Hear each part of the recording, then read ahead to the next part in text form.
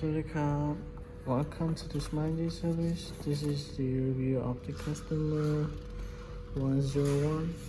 This is the iMac 21.5 inch 2013.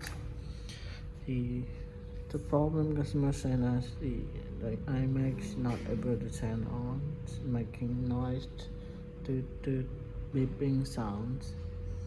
So we remove the main board and check. There was a short main power rail, and we managed to fix the main board for the customers. Now it's able to turn on perfectly. So I'll let you know if you have the iMac, it's not able to turn on. Feel free to contact us at this Mindy service for the assistance.